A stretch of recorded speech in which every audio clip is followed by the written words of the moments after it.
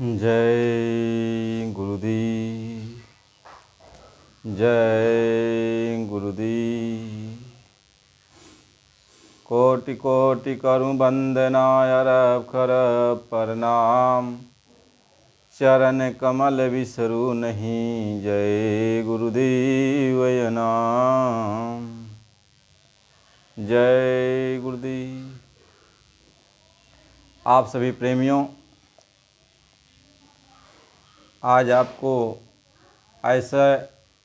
ऐसी विषय पर आपको आज सत्संग सुनाया जाएगा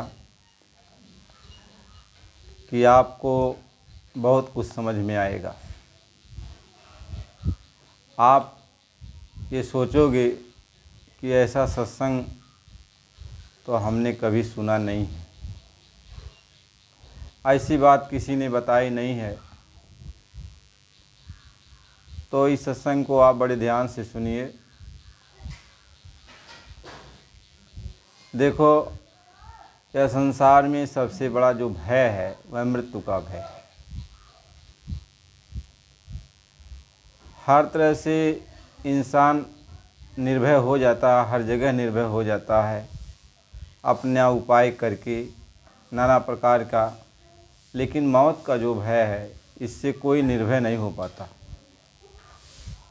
कभी न कभी यह मौत का भय आदमी को डराता रहता है। अभी आप बीमार पड़ जाओ तब भी आपको मौत का भय आ जाता है कि इनकी दवा कराओ, दवा से जल्दी ठीक हो जाए। कोई चोट चपेट लग जाता है तब भी मौत का भय।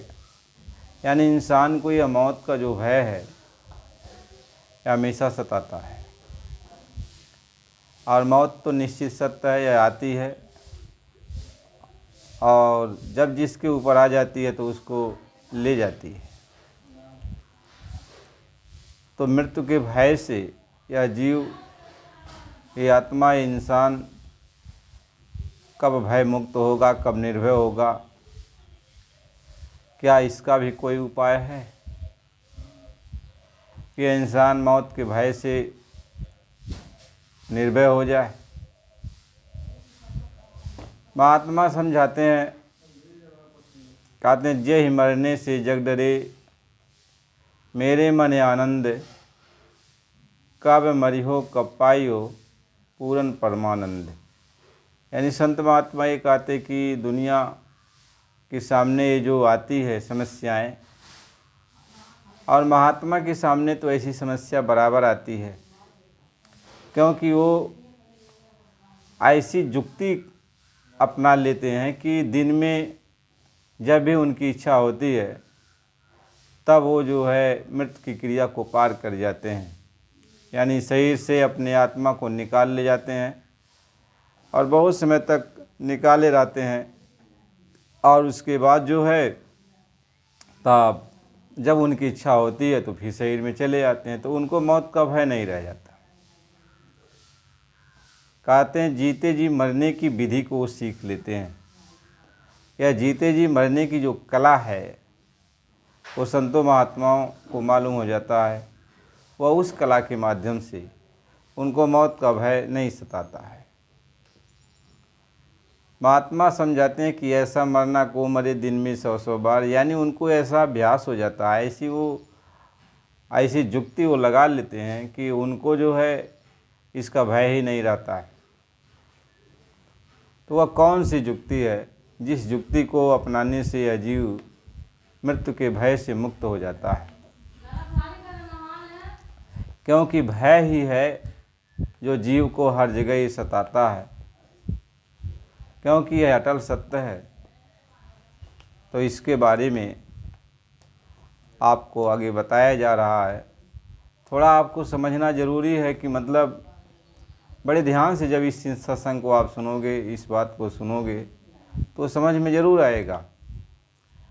क्योंकि जब तक आप ध्यान से सुनोगे नहीं तो इस बात को आप समझ भी नहीं सकते। इसलिए इसको सुनना है और समझना है। क्योंकि इस चीज़ को यदि आप समझ गए, यह गुत्थी सुलझ जाए, तो फिर आप सदा जब तक इस संसार में रहोगे तो आनंदित रहोगे, आनंदमय रहोगे, और भक्ति भाव करते हुए आपको किसी प्रकार की चिंता नहीं रहेगी। सारे काम दुनिया में अपना ईमानदारी से करते हुए भी आराम से आप जो है अपना जीवन को बसर कर लोगे। लेकिन यदि इस चीज़ को आप नहीं जान पाओगे तो अशांत हमेशा रहोगे। आपके अंदर, आपके दिल के अंदर हमेशा अशांति रहेगी, घबराहट, बेचैनी पड़ी रहेगी।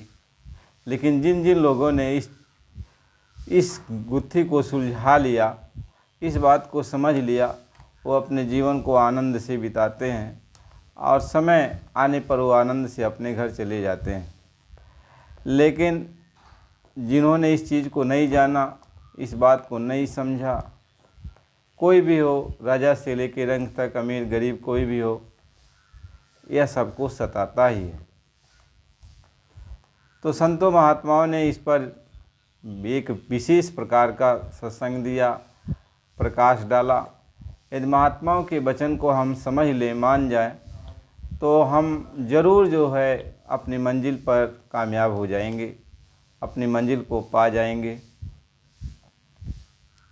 आत्मा और परमात्मा की जो चर्चा है, भगवान से मिलने की जो बात है, ये सब तो बात की है।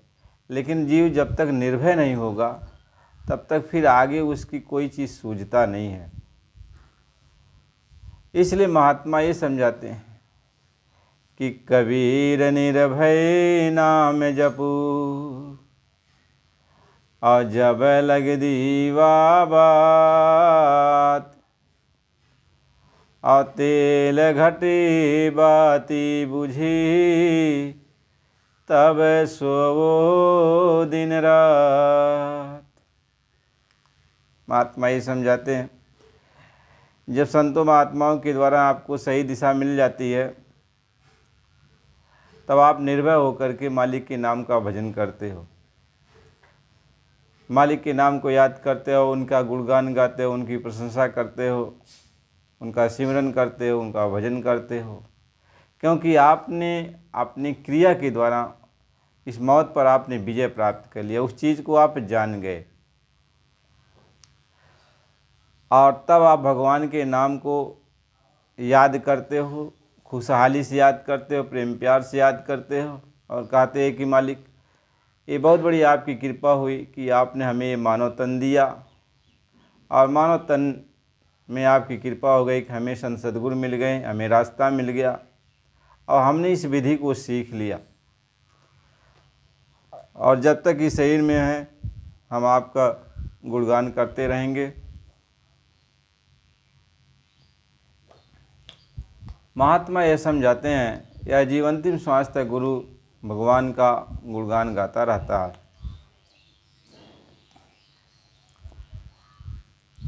अब वो विधि क्या है, किस विधि से हम इस मृत्यु के भय से निर्भय हो पाएंगे।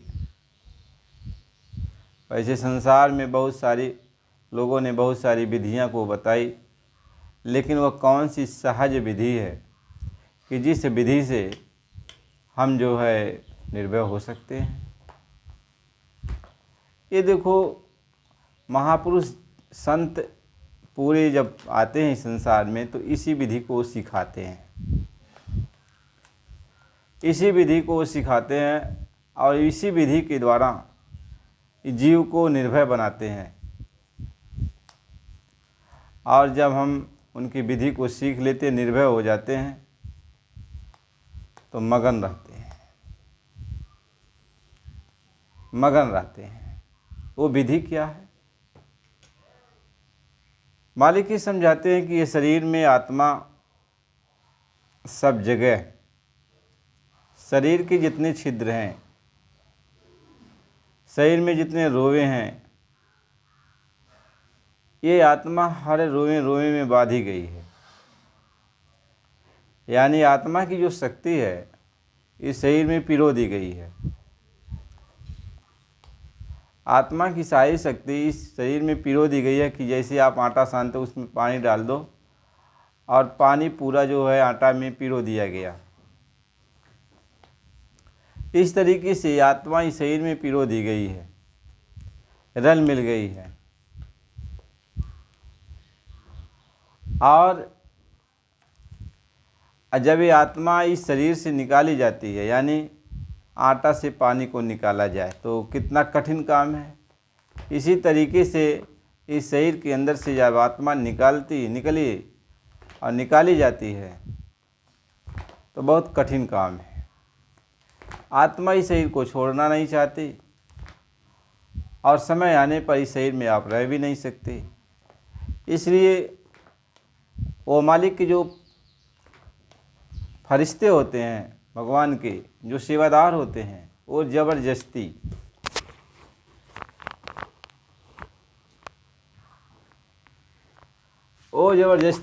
इस आत्मा को इस शरीर से निकालते हैं और आत्मा इस शरीर से निकलना नहीं चाहती।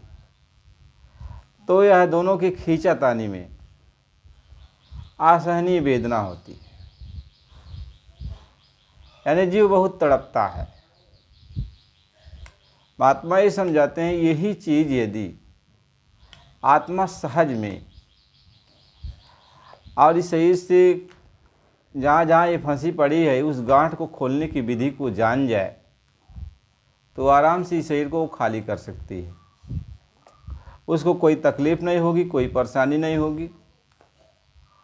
और जब भी चाहे, जब भी उसकी इच्छा हो कि हम इस शरीर को खाली करके और कुछ अंदर मंडल में चलेंगे, आंतरिक जगत में चलेंगे, कुछ देखेंगे, और जब इच्छा होगी तो इस शरीर में चले आएंगे, तो चली जाती है। लेकिन इस शरीर से आत्मा को निकालना सहज विधि से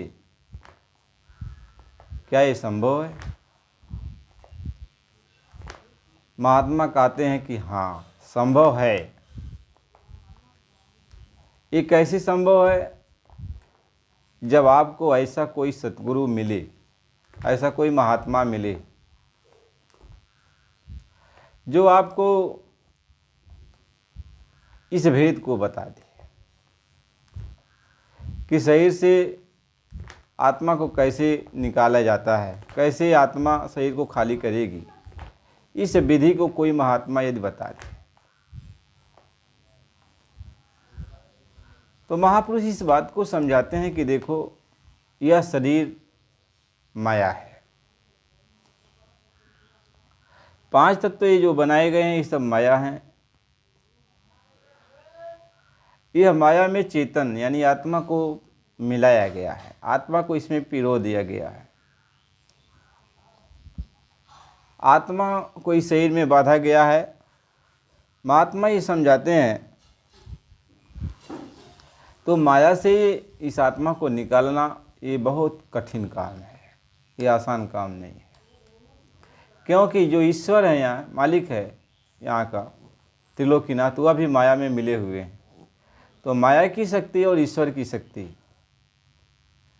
ये दोनों शक्तियाँ जब मिल जाती हैं तो इनके पास अपरंपार, यानी इन शक्ति का कोई भी मुकाबला नहीं कर सकता। कोई भी इन शक्तियों का मुकाबला नहीं करता। ये दोनों शक्तियाँ मिलकर जो ये 5 तत्व का पुतला बनाया जाता है, यानी मानव शरीर दिया जाता है, यानी ये शरीर में जो आत्माएं पिरो दी जाती है, यानी इन दोनों शक्तियों के अधीन आत्मा हो जाती है। माया के द्वारा इन दोनों शक्तियों के अधीन आत्मा हो जाती है। अब ये दोनों शक्तियाँ ये नहीं चाहती हैं कि आत्मा इस शरीर को छोड़ दे, इस शरीर को निकालने की विधि को जान ले। अब कोई यदि ईश्वर और माया की शक्ति से बड़ी कोई शक्ति काम करे तब तो निकाली जा सकती है, तब ये आत्मा इस शरीर के बंधन से अलग हो सकती है। इसलिए महात्मा सीधी सादी बातों में, थोड़ी बातों में ही समझाते हैं कि देखो, यदि आराम से यह जड़ चेतन की गांठ को खोलना चाहते हो तो तुम्हें पूरे संत की खोज करनी पड़ेगी। पूरा संत वह होता है जो ईश्वर के ऊपर और ब्रह्म पारब्रह्म महाकाल के ऊपर जो सत्य पुरुष हैं, सत्य पुरुष ही संतों के अवतार होते हैं। वही उन्हीं को पूरा कहते हैं। और जितने भी हैं, जैसे महाकाल से आते हैं, या त्रिकुटी देश से आते हैं, या 10वें द्वार से आते हैं, या ईश्वर के लोक से आते हैं, जो भी वहाँ यहाँ से नीचे से आते हैं, उनको संत नहीं कहते। महाकाल के देश से जो भी आते हैं उनके पास बहुत ज़्यादा पावर होती है। 10वें द्वार से जो आते हैं उनके पास भी बहुत ज़्यादा पावर होती है। और त्रिकुटी देश से आते हैं उनकी भी पास पावर होती है। यानी ऊपर से जितने भी लोग आते हैं सबके पास पावर होती है। लेकिन आत्मा को पूर्ण बंधन, आत्मा के सारे बंधन को खोलने का काम सिर्फ पूरा संत सद्गुरु ही करता है। उसी को बंदी छोर कहते हैं। बंदी छोर संत जो आते हैं वो सत्य पुरुष के अवतार होते हैं। उनको कोई भी नाम आप दे सकते हो। कबीर साहब कह सकते हो, रविदास जी कह सकते हो, नानक साहब कह सकते हो, पलटू साहब कह सकते हो, मीरा साहब कह सकते हो, भीखा साहब कह सकते हो। जो आने वाले जो भी संत हैं, जो भी आएंगे संत, आप उनको कह सकते हो। और जो संत आए चले गए उनको भी कह सकते हो।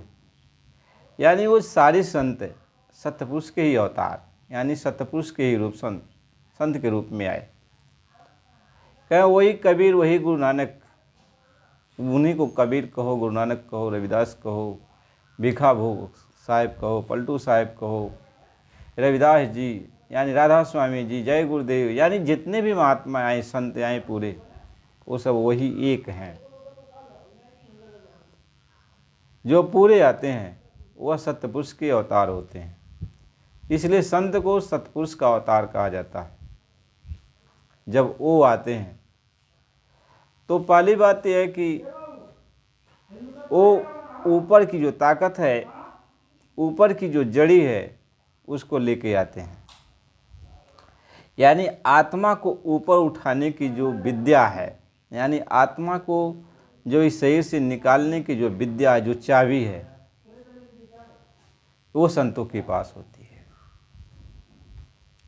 यानी सत्यपुरुष के पास वो चाबी होती है।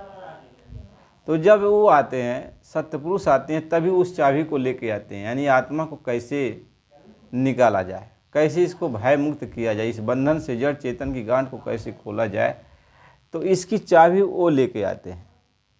नीचे के मंडल से जितने भी लोग आते हैं उनके पास वो चाबी नहीं होती। यानी वो आत्मा को सारी सुविधा तो दे सकते हैं, लेकिन आत्मा को बंधन से आज़ाद नहीं कर सकते। आत्मा भाव बंधन से पार नहीं हो सकती।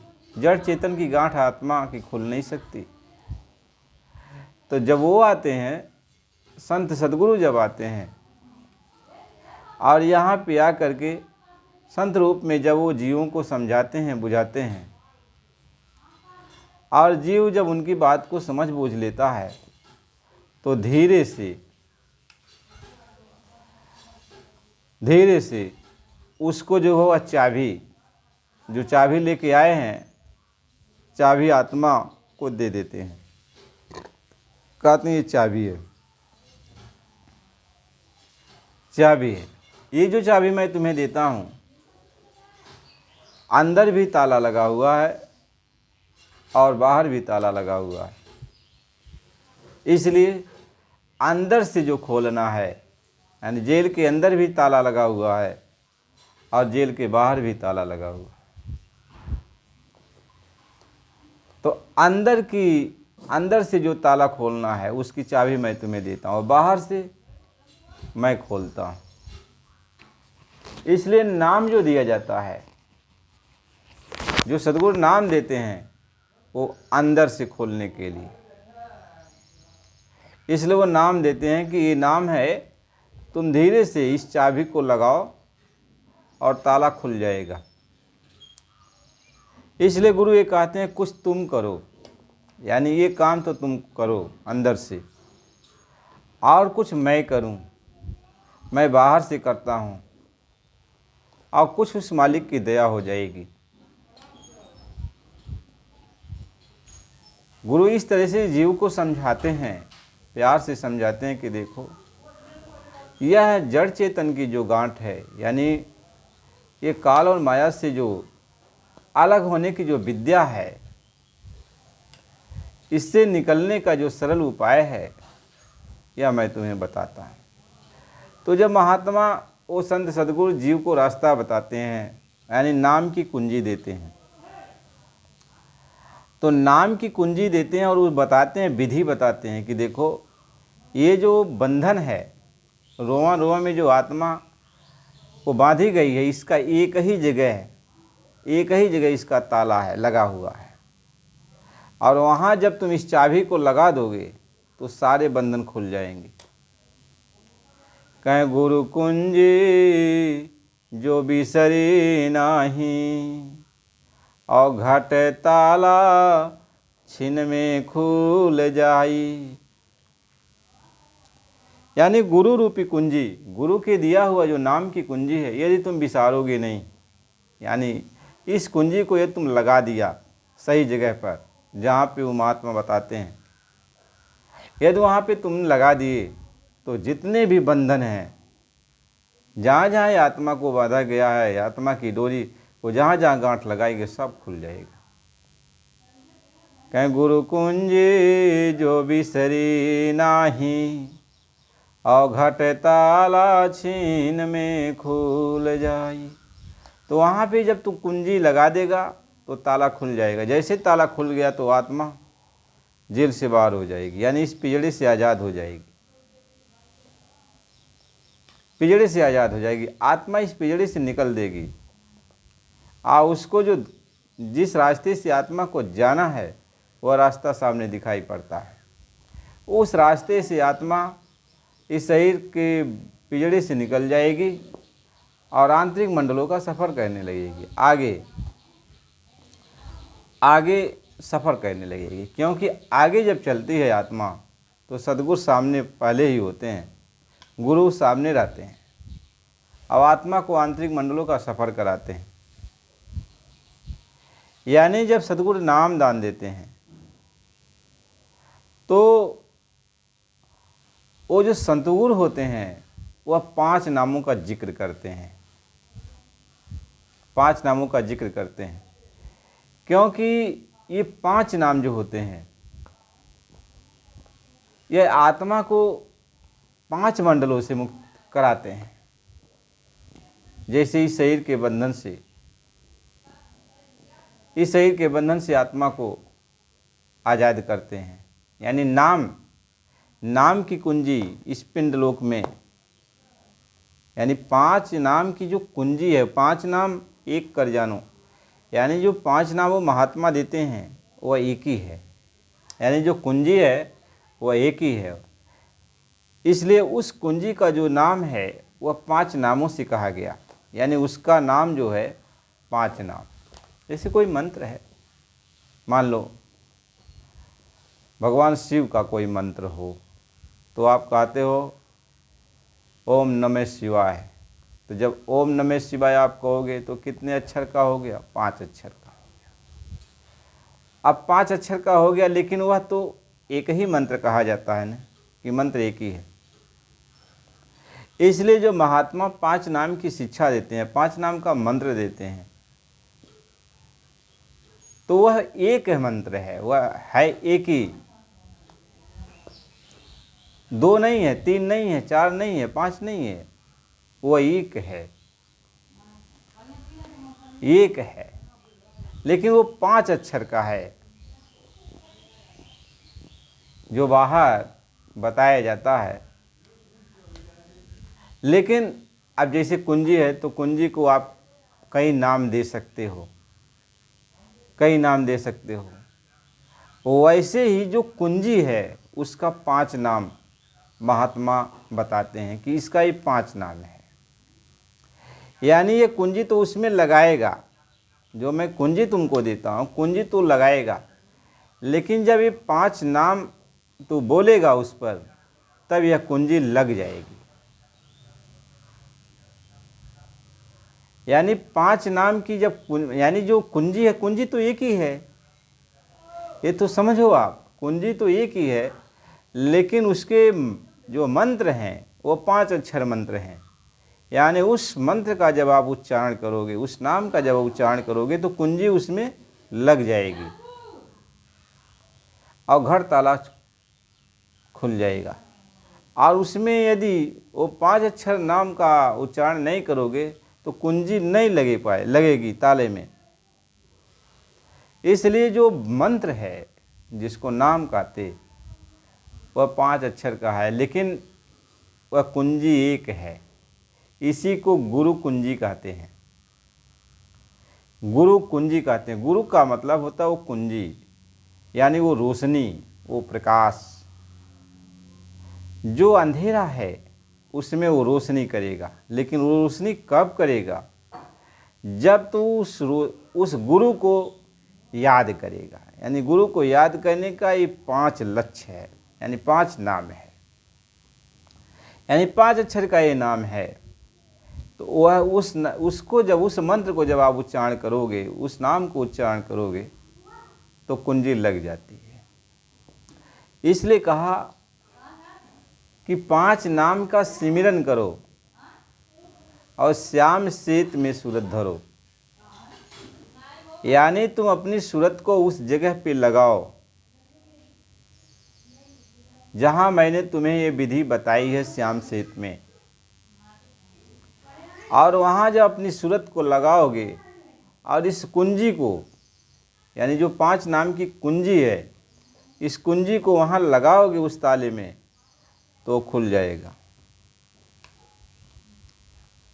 इसलिए जब पूरे संत मिलते हैं तो जो भी उनके पास चला जाता है तो उसको वो जो है ये 5 नाम की एक कुंजी देते हैं। 5 कुंजी नहीं है, कुंजी एक ही है, लेकिन उस कुंजी का जो नाम है वो 5 नाम है। जैसे भगवान एक ही है, लेकिन उस भगवान के कई नाम, जो भी नाम आप रखते हो कई नाम हैं। उसी तरीके से मुख्य रूप से गुरु एक ही है, वो कुंजी एक ही है, लेकिन उसके 5 नाम हैं। उसके 5 नाम। बहुत सारे लोग ये कहते हैं कि आखिर ये 5 नाम क्या है? 5 नाम क्या है? ये तो अक्षर है, लिखने पढ़ने में आता है, बोलने में आता है, तो ये भगवान से कैसे मिला सकता है? ये भगवान को कैसे अपने तरफ खींच सकता है? महात्मा इस बात को समझाते हैं। लेकिन एक बात ज़रूर है कि यदि हम आपको समझा रहे हैं तो इसे अक्षर के द्वारा ही तो समझा रहे। यदि हम आपको समझा रहे हैं तो इसे अक्षर के द्वारा ही समझा रहे हैं। आप बड़े ध्यान से सुनो इस बात को। यदि इन अक्षर का सहारा लेकर हम आपको न समझाएं तो आप कुछ समझ नहीं सकते। कोई कितना बड़ा विद्वान हो, प्रकांड पंडित हो, कोई चारों वेदों का ज्ञाता ही क्यों न हो, सब कुछ जानने वाला ही क्यों न हो, लेकिन यदि आपको समझाएगा तो जिस मजहब में वो जन्म लिया होगा वहाँ की जो बोली भाषा है, उस बोली भाषा में जब आपको समझाएगा तभी तो आप समझोगे। यदि अंग्रेजी में कोई समझा रहा है तो अंग्रेजी भी तो कोई अक्षर है। यदि उर्दू में समझा रहा है तो उर्दू भी तो कोई अक्षर है। फारसी में समझा रहा है तो फारसी भी कोई अक्षर है। यानी जिस भाषी भाषा में जो जन्म लेता है उस भाषी भाषा का जो भी अक्षर है उसी में यदि उसको समझाया जाता है तभी वो समझता है। यदि आप ये कह दो, यदि आपके अंदर ये समझ में आ जाए, ये आप कहो कि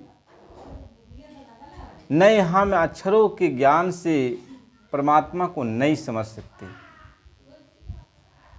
तो हम आपसे कहना चाहते हैं, कोई भी हो, हम आपसे ये कहना चाहते हैं कि बिना अक्षरों के ज्ञान से न आप हमको समझ सकते न हम आपको समझ सकते। हम माता को अक्षरों के ज्ञान से, चाहे माँ कहें चाहे मम्मी कहें चाहे कुछ भी कहें, हम पिता को अक्षरों के ज्ञान से ही तो कहते हैं। कोई पूछेगा तुम्हारे पिता, तो अक्षरों के ज्ञान से हम पिता को बताते हैं। ये अक्षर बहुत ही उच्च कोटि के, जिसको कहा जाता है कि इससे बड़ा इस संसार में जीवात्मा को और आत्मा को, यानी आत्मा को, जीवात्मा को, परमात्मा को, किसी का भी ज्ञान यदि होता है, किसी के बारे में कोई महात्मा यदि समझाता है तो अक्षरों के द्वारा ही समझाता है। आप सत्संग सुनते हो महात्माओं का, तो अक्षर के द्वारा ही तो सुनते हो। इन अक्षरों के द्वारा ही आप सत्संग सुनते हो। कोई भी हो, किसी को भी समझाए तो इन अक्षरों के द्वारा ही समझाता है ना।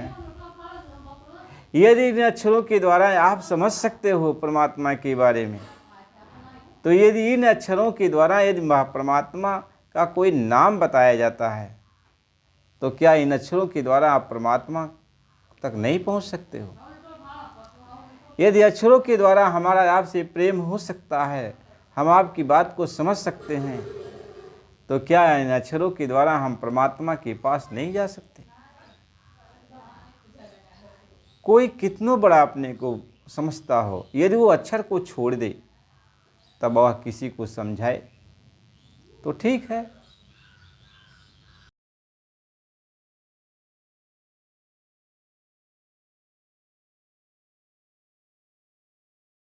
तो जिस चीज़ का जहाँ तक जितना महत्व होता है वह जरूरी होता है। हर अक्षर का ज्ञान बहुत जरूरी है। इसलिए छोटे बच्चे को अक्षरों का ही ज्ञान दिया जाता है कि जब बच्चे पढ़ाई करेंगे, पढ़ेंगे, लिखेंगे, तब इन्हें अक्षर का ज्ञान होगा, तब यहाँ संसार में समझ पाएंगे, यहाँ की हर बोली भाषा को समझ सकते हैं, यहाँ उनको कैसे रहना है, किसके साथ कैसा बर्ताव करना, तब वो समझ सकते हैं। यदि अक्षर का ज्ञान न हो तो यह जीव यहाँ कुछ नहीं कर सकता। आप चाहे पढ़ो या न पढ़ो, लेकिन अक्षर का ज्ञान सुन सुन कर भी आप कर सकते हो, बोल सकते हो ना। आखिर बोलोगे तो अक्षर के शब्द को लेके बोलोगे। मान लीजिए आप स्कूल में नहीं गए, लेकिन सुन सुन करके कोई बात आप कहते हो, बोलते हो, तो अक्षरों से ही बोलते हो। आप भले ही उन अक्षरों को नहीं जान रहे हो, लेकिन जब भी बोलोगे तो अक्षरों के शब्द को ही तो बोलोगे। महात्मा इस बात को समझाते हैं। इसलिए अक्षर का जो ज्ञान है वह बहुत बड़ा ज्ञान है। अक्षर से ही हम निअक्षर की तरफ चलते हैं। अब निअक्षर, इन अक्षरों के द्वारा हम निअक्षर की तरफ। अब निअक्षर का मतलब ये होता है कि जहाँ अक्षर नहीं है, यानी यह जो बोली भाषा हम यहाँ जो बोलते हैं शरीर के द्वारा, मतलब शरीर के द्वारा जितना भी भाषा निकलता है, जितने भी शब्द निकलते हैं,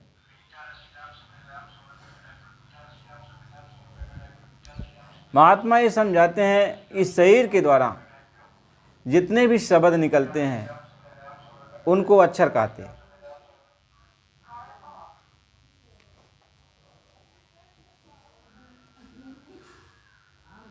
अब उनको ये अक्षर कहते हैं। अब इस शरीर को जब छोड़ दिया जाए, अब आत्मा के द्वारा जब वो उसी बात को बोला जाता है, तब उसको निअक्षर कहते हैं। अब आत्मा के द्वारा उसको बोला जा रहा,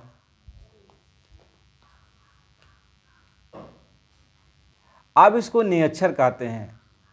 अब जब वही शब्द आत्मा से अलग होकर परमात्मा के द्वारा बोला जाता है, तो कहते हैं कि अब निअक्षर की पार, कह प्रकृति पार प्रभु उर्वासी, यानी वो प्रकृति की पार, यानी माया की पार, यानी निअक्षर की पार है वो। यानी अब वो प्रभु जो बोल रहा है वह निअक्षर से भी अलग है।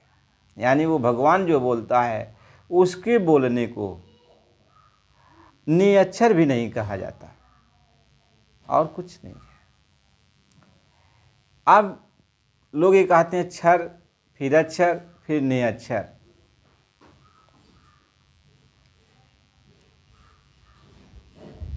क्षर अक्षर निअक्षर। तो महात्मा इस बात को समझाते हैं, ये अक्षर का ज्ञान है, इसलिए जो भी मंत्र आपको दिया जाता है उस सब का अपना अपना महत्व है। तो महात्मा इस आत्मा को समझाते हुए कहते हैं कि ये तुम इस जन्म मरण के बंधन से मुक्त होना चाहती है, तो सतगुरु जो तुम्हें नाम दिया है, सतगुरु जो तुम्हें नाम दिया, उस नाम का तुम अभ्यास करो।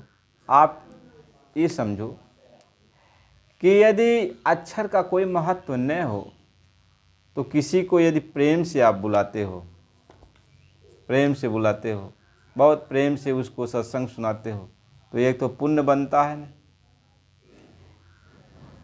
और यदि किसी को आप मारते हो, गाली देते हो, तो ये पाप बनता है ना। यानी इन अक्षर के द्वारा पुण्य भी बन जा रहा है और पाप भी बन जा रहा है।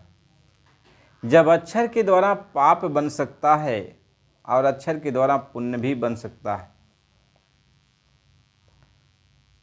तो क्या अक्षर के द्वारा ये पाप पुण्य काटा नहीं जा सकता? जब अक्षर के द्वारा पाप और पुण्य बन सकता है, तो फिर क्या अक्षर के द्वारा पाप पुण्य कट नहीं सकता? पाप पुण्य अक्षर के द्वारा कट भी सकता है। इसलिए कहा लोहे लोहे को काट सकता है, लोहा लोहे को काट देता है। इस तरीके से जब महात्माओं के द्वारा अक्षर का ज्ञान होता है, तो महात्माओं के द्वारा दिए हुए अक्षर से, नाम से आपके ऊपर लगे हुए जो एक कर्म बंधन है पाप और पुण्य के, एक काट दिए जाते हैं, एक कट जाते हैं। इसलिए महापुरुष के द्वारा जो नाम दिया जाता है उसमें बड़ी ताकत होती है, और बहुत बड़ी ताकत होती है। इसलिए नाम जी है जप जागे जोगी, उस नाम को यदि आप आत्मा से सिमरन करते हो तो पाप पुण्य कट जाएंगे और आप जाग जाओगे, होश में हो जाओगे। तो जब नाम महात्मा देते हैं, कुंजी देते हैं, तो जितने भी बंधन है खुल जाते हैं। जब ये बंधन खुल जाते हैं तो आत्मा जब ख्याल ऊपर करती है चलने के लिए, तो यह शरीर से आत्मा निकल जाती है। और जब भी वह नीचे आना, शरीर में आना चाहती है, तो अपने ख्याल से ऊपर जाती है और ख्याल से फिर नीचे चली जाती है। ये सिलसिला उसका चलता रहता है। तब जब एक बार अपनी आत्मा को इस शरीर से वह निकाल दे और फिर ऊपर से फिर शरीर में चली आई, फिर शरीर से निकाल दी, फिर शरीर में चली आई, तो उसको मौत का भय खत्म हो जाता है।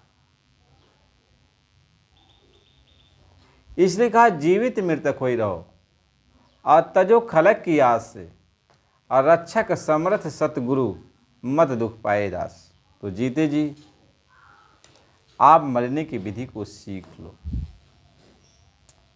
जीते जी मरने की विधि को सीख लो। जीते जी आप इस कला को सीख लोगे तो सदा सदा के लिए आप मौत के डर से भय मुक्त हो जाओगे, आप निर्भय हो जाओगे, निश्चिंत हो जाओगे। महात्मा इस बात को समझाते हैं।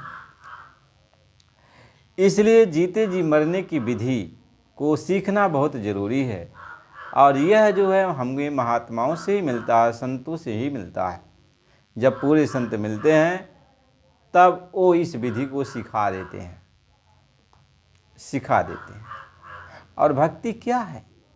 भक्ति तो उनकी बात को मानना है, यही भक्ति है, ये परंपरा है।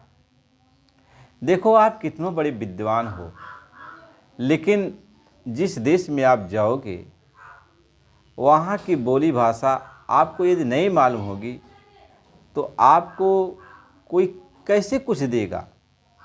दुकान लगी है, मिठाइयों की दुकान लगी है, आपको मिठाई खाना है,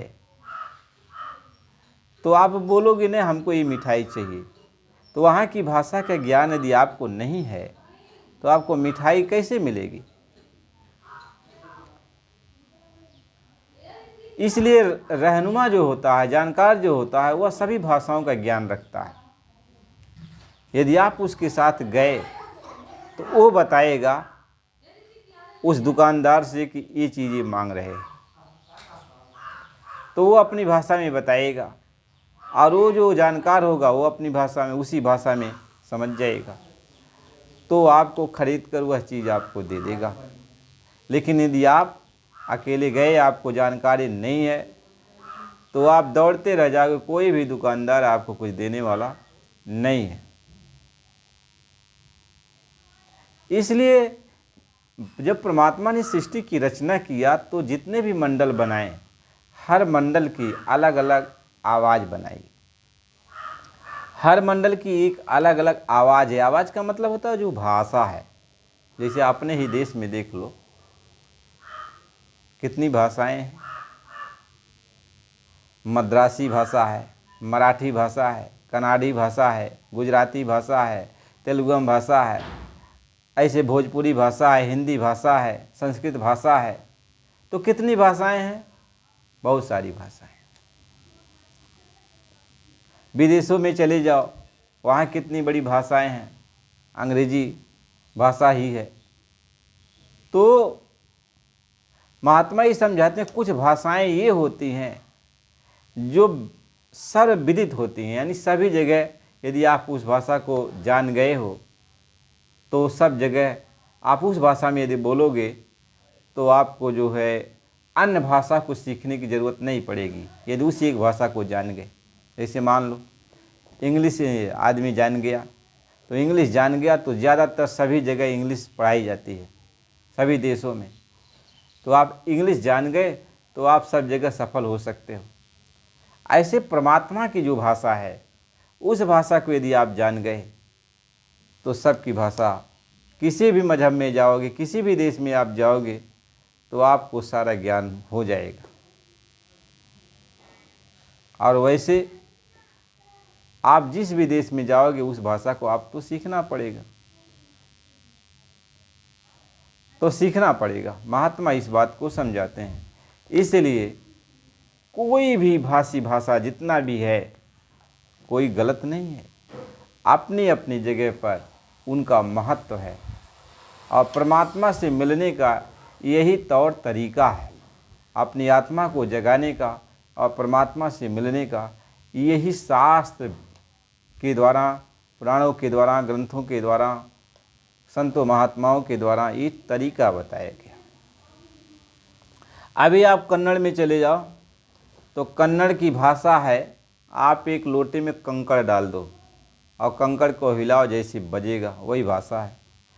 तो आप तो सोचोगे एक कंकड़ जैसे बज रहा है, ये ऐसा बोल रहे हैं, तो आप नहीं समझ पाओगे। लेकिन जब कन्नड़ भाषा का आप ज्ञान आपको हो जाएगा तब आप समझोगे कि ये बात कर रहे हैं। ऐसे परमात्मा जो बोलता है, कहीं हमको उस परमात्मा की आवाज़ बीन के रूप में सुनाई पड़ेगी, कहीं उस परमात्मा की आवाज़ बांसुरी के रूप में सुनाई पड़ेगी, कहीं उस परमात्मा की आवाज़ घंटे घड़ियाल के रूप में सुनाई पड़ेगी, कहीं परमात्मा की आवाज़ बादलों की गड़गड़ाहट के रूप में सुनाई पड़ेगी, कहीं परमात्मा की आवाज़ अनहद के रूप में सुनाई पड़ेगी। वही परमात्मा की आवाज़ है सब जगह। लेकिन जगह जगह जो जो देश हैं उस देश में उसकी आवाज़ इस तरह से, यानी आप जैसे आप मुख्य रूप से इस बात को समझ लो, पानी समझ लो, आपके देश में भी पानी है, विदेश में भी पानी है और प्रांतों में भी पानी है, लेकिन हर जगह उस पानी का नाम अलग अलग है। इसी तरीके से परमात्मा सब जगह है।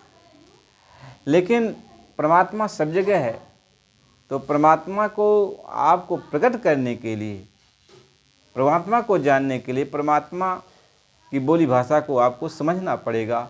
और यह बोली भाषा महात्माओं के द्वारा ही मिलता है जो परमात्मा का सारा भेद जानते हैं, क्योंकि वो स्वयं परमात्मा होते हैं। संत जो है स्वयं परमात्मा होते हैं, इसलिए वो अपना भेद, महात्मा जब आते हैं तो अपना भेद बताते हैं, लेकिन गुप्त रूप में अपने को अलग रखते हैं कि वो मालिक का भेद हम बता रहे, मालिक की बात को बता रहे हैं, लेकिन वो अपनी बात बताते, वो खुद मालिक होते हैं, क्योंकि उनके सिवा मालिक का भेद कोई जानता नहीं। इसलिए वो आत्मा का भी विज्ञान देते हैं और परमात्मा का भी वो ज्ञान देते हैं।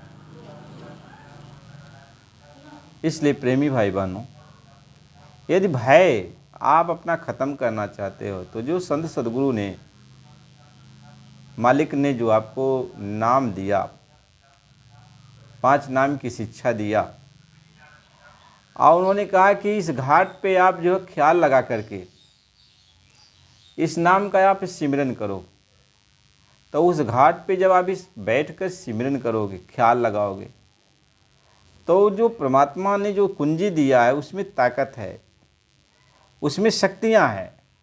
जब ख्याल से प्रेम से नाम का सिमरन करोगे तो शक्ति का इजहार होगा, और जब शक्ति का इजहार होगा तो जो ताला है, जो बंधन है, जड़ चेतन की जो गांठ बंधी है वो खुल जाएगी। जब खुल जाएगी तो वैसे आप सिमरन में बैठे हो तो आपकी आत्मा ही शरीर को छोड़ देगी और ऊपर के मंडलों का सफ़र करने लगेगी, और फिर आपकी इच्छा के अनुसार फिर इस शरीर में वापस चली आएगी। महात्मा ये समझाते पहले इस विधि को आप सीख लो, कहीं इतना काम करो तुम अब की, फिर आगे की सतगुरु जानी। इतना काम तुम अब की कर लो, यानी ये कला, जीते जी मरने की कला तुम सीख लो, फिर आगे अपने घर चलना ये तो गुरु के हाथ में है, गुरु आगे ले चलेगा। तो महात्मा इस बात को समझाते हैं। तो गुरु महाराज जी इस बात को समझाएं और उन्होंने रास्ता बताया, कहें जिन जिन माना वचन समझ के और तिन को संग लगाए। जो मेरी बात को समझ लिया, मान गया और रास्ता पकड़ लिया, अभ्यास कर लिया, तो इस बात को जान गया, समझ गया और जीते जी शरीर को खाली कर लिया। इसलिए प्रेमी भाई बहनों, गुरु महाराज जी ने जो भी भेद बताया, विधि बताई, वो सच्चा है, और उस पर चलोगे तो सब कुछ हासिल हो जाएगा। बस चलने की देर है। गुरु पूरा है, गुरु पक्का है, गुरु अधूरा थोड़ी है। तो गुरु भी सच्चा है, उसका दिया नाम सच्चा है, और तुम्हारी आत्मा भी सच्ची है। मेल मिलाप सबसे गुरु से हो गया, मालिक से हो गया, और नाम जो मिला वो भी सच्चा है। बस विश्वास करके गुरु के ऊपर उसकी आप कमाई कर लो, जैसा गुरु कहते हैं। जब आप ऐसा कर लोगे तो काम जल्दी हासिल हो जाएगा। आप जीते जी मरने की विधि को सीख जाओगे और फिर निश्चिंत हो जाओगे। इसलिए प्रेमी भाई बहनों, आगे इस पर और सत्संग दिया जाएगा, प्रकाश डाला जाएगा धीरे धीरे। यह है कि आपको यदि सत्संग ठीक लगता है, समझदारी कुछ आती है, तो आप ज़रूर नए हो तो चैनल को सब्सक्राइब करो, ताकि आपके पास सत्संग जाए। और हमारे पुराने भाई बहन, नए भाई बहन, सबसे अपील प्रार्थना है कि आप सत्संग को सुना करो। जय गुरुदेव।